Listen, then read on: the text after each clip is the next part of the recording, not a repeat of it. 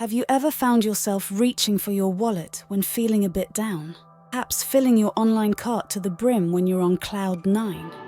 Hello, and welcome back to Mystica Finance, the place where we unravel the mysteries of money and mind. Today, we're diving into a rather invisible yet costly aspect of our finances, our emotions. I'm your host, and together we'll explore how our feelings not only influence our spending, but can indeed shape our financial landscape. So, are you ready to decode how your joy, fears, and even those pesky worries are really affecting your bank balance? Stay tuned, as what you discover may just transform the way you think about money. Let's kick things off with a scenario you might find all too familiar. It's been a long, challenging week, and as you're scrolling through your phone, you see an ad for those shoes you've been eyeing. Without a second thought, they're in your basket, and you're checking out. Sound familiar? This, my friends, is emotional spending, and it's a roller coaster that can have more loops than you'd expect. So, what is emotional spending really? It's those purchases we make to satisfy an immediate feeling rather than a genuine need. And while that buy now button can offer instant gratification, it's often followed by a pang of buyer's remorse. Why? Because our emotions have sneakily taken the driver's seat, steering our financial decisions down a potentially regretful path. It's not just sadness or stress that can loosen the purse strings.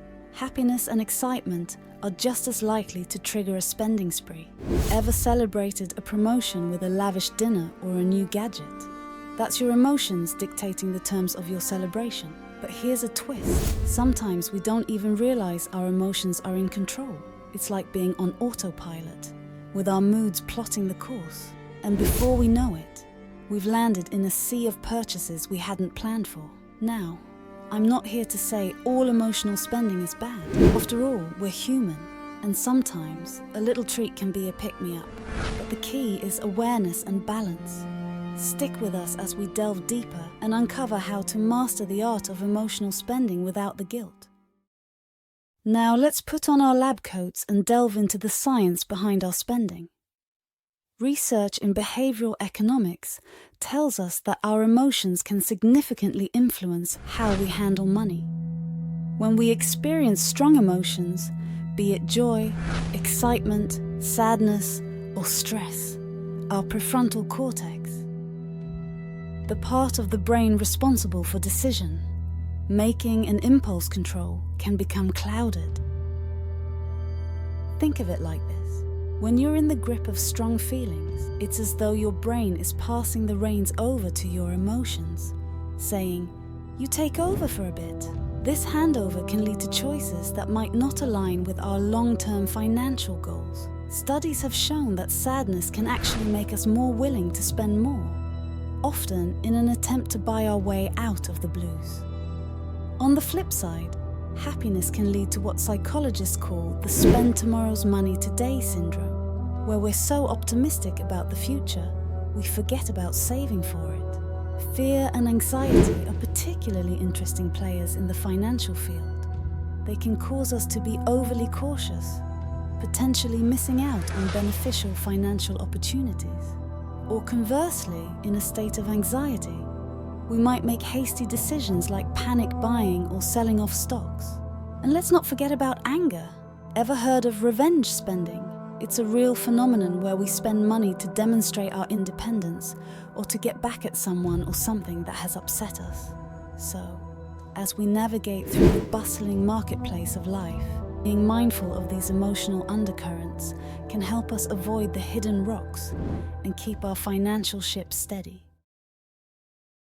As we turn the page to investments, the plot thickens. Investing isn't just about numbers and market trends. It's also deeply personal and, yes, emotional. Have you ever held onto a stock or property because it has sentimental value, even when all signs say sell? That's your heart trying to outsmart your head in the game of investments. The highs and lows of the market can sometimes mirror the thrills of a casino, the rush of a win, the despair of a loss. It's a world where fear and greed can often be the loudest voices in the room, urging you to make moves that may not be in your best financial interest. The term emotional investing speaks to this phenomenon, where decisions are driven by feeling rather than by facts. But here's where we can turn the tide. By understanding our emotional triggers, we can begin to recognize patterns in our behavior that may not serve us in the long run. It's about constructing a buffer between stimulus and response, giving us the time to think.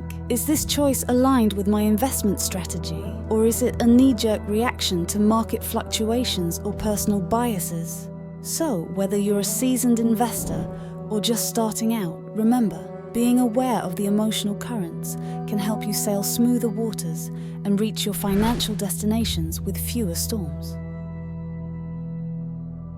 Let's consider the cost of letting our hearts rule our wallets. Emotional financial decisions might feel right in the moment, but they can have long-lasting impacts that ripple through our lives. The true cost isn't just in the pounds and pence we might lose. It's in the opportunities for growth that we miss when we let emotions cloud our judgment. Imagine for a moment the investments you never made because of fear, or the savings depleted by spur-of-the-moment splurges driven by a fleeting desire. These moments, when compounded over time, can represent a significant detour from our financial goals. It's like navigating by the stars only to find you've been following a satellite. You end up somewhere completely unexpected. But it's not all about loss. The cost of emotional financial decisions is also measured in the stress and anxiety that come with financial instability. Sleepless nights wondering if you'll have enough for the future, or the tension that money troubles can bring to relationships. These are the hidden charges on the bill of emotional spending and investing. Yet, there's a silver lining. Every decision is a lesson. And with each lesson, we can learn to build a better relationship with our finances. One where our head and heart work in tandem, not in conflict. And that balance is priceless. Now let's navigate the path to mastering our financial emotions. The key? Emotional agility. It's about being flexible with your feelings, not letting them dictate your financial moves.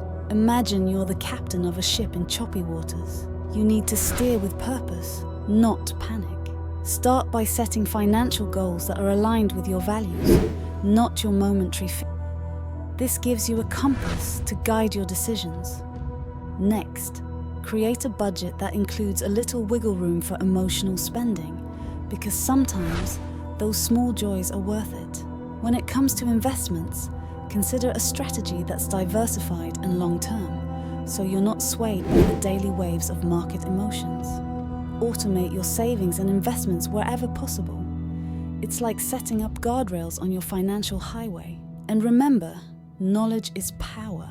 Educate yourself about financial matters. The more you know, the more confident you'll feel in making decisions that are not just emotionally satisfying, but financially sound. Most importantly, don't be too hard on yourself. We all make mistakes, but the trick is to learn from them and move forward. So take a deep breath, and let's prepare to make financial choices with clarity and confidence. As we draw the curtains on today's journey through the landscape of our financial emotions, it's clear that while money isn't everything, it certainly is a powerful force in our lives. It can bring joy, provide security, and even cause a bit of stress. But by understanding the emotional side of our financial lives, we can take control and make decisions that lead to a healthier, happier financial future. Remember, the relationship you have with your money is just that, a relationship.